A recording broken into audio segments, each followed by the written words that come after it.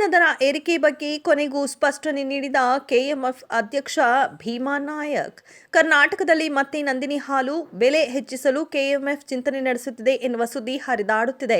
ಇದರ ಮಧ್ಯೆ ಕೆಎಂಎಫ್ ಅಧ್ಯಕ್ಷ ಭೀಮಾ ನಾಯಕ್ ಇಂದು ಹೊಸಪೇಟೆಯಲ್ಲಿ ಮಾಧ್ಯಮಗಳಿಗೆ ಪ್ರತಿಕ್ರಿಯಿಸಿದ್ದು, ಬೇರೆ ರಾಜ್ಯಗಳಿಗೆ ಹೋಲಿಸಿದರೆ ಕರ್ನಾಟಕದಲ್ಲಿ ದರ ಕಡಿಮೆ ಇದೆ. ಎಲ್ಲ ರಾಜ್ಯಕ್ಕಿಂತ ನಂದಿನಿ ಹಾಲಿನ ದರ 12 ರಿಂದ 16 ರೂಪಾಯಿ ಕಡಿಮೆ ಇದೆ.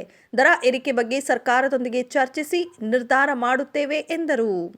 ಜನವರಿ 22ರಂದು ಅಯೋಧ್ಯೆಯಲ್ಲಿ ರಾಮ ಮಂದಿರ ಉದ್ಘಾಟನೆ. ಬೆಂಗಳೂರಿನಿಂದ ಗಂಟೆ ಪೂಜಾ ಸಾಮಗ್ರಿ ರವಾನೆ.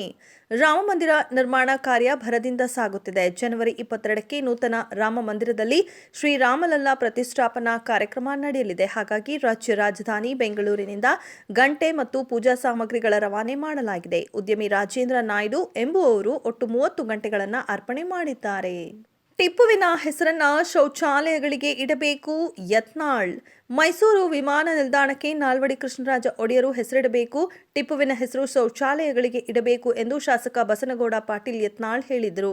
ಮೈಸೂರು ವಿಮಾನ ನಿಲ್ದಾಣಕ್ಕೆ ಟಿಪ್ಪು ಹೆಸರಿಡುವ ವಿಚಾರ ಕುರಿತು ಮಾತನಾಡಿದ ಯತ್ನಾಳ್, ಟಿಪ್ಪು ಒಬ್ಬ ಮತಾಂಧ, 4,000 ದೇವಸ್ಥಾನ ಧ್ವಂಸ ಮಾಡಿದವ, ಅವನ ಖಡ್ಗದ ಮೇಲೆ ಕಫೀರರನ್ನ ಕೊಲೆ ಮಾಡಿ ಎಂದು ಬರೆದಿತ್ತು. ಇಂತಹ ಒಬ್ಬ ಮತಾಂಧ ಟಿಪ್ಪು ಹೆಸರನ್ನೇ ಬೇಕಾದರೆ ಶೌಚಾಲಯಗಳಿಗೆ ಇಡಲಿ ಎಂದು ಟೀಕಿಸಿದ್ದಾರೆ.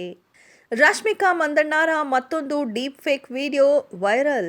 ಹೆಸರಾಂತ ನಟಿ ರಶ್ಮಿಕಾ ಮಂದಣ್ಣ ಅವರ ಮತ್ತೊಂದು ಡೀಪ್ ಫೇಕ್ ವಿಡಿಯೋ ಸೋಷಿಯಲ್ ಮೀಡಿಯಾದಲ್ಲಿ ಭಾರಿ ವೈರಲ್ ಆಗಿದೆ. ತಿಂಗಳ ಹಿಂದೆಯಷ್ಟೇ ಇವರ ಡೀಪ್ ಫೇಕ್ ವಿಡಿಯೋ ಸಾಕಷ್ಟು ಸದ್ದು ಮಾಡಿತ್ತು. ಸರ್ಕಾರದ ಮಟ್ಟದಲ್ಲಿ ಚರ್ಚೆಗೂ ಕಾರಣವಾಗಿತ್ತು. ಆದರೂ ಅದನ್ನ ತಡೆಯಲು ಸಾಧ್ಯವಾಗಿಲ್ಲ ಎನ್ನುವುದಕ್ಕೆ ಈಗ ಹರಿಬಿಟ್ಟ ಮತ್ತೊಂದು ವಿಡಿಯೋ ಸಾಕ್ಷಿಯಾಗಿದೆ. ಇದೆಷ್ಟು ಈ ಹೊತ್ತಿನ ಸುದ್ದಿ. ಮತ್ತಷ್ಟು ಸುದ್ದಿಗಳಿಗಾಗಿ ನೋಡ್ತಾ ಇರಿ ಪ್ಲೇ ಕನ್ನಡ ಟಿವಿ.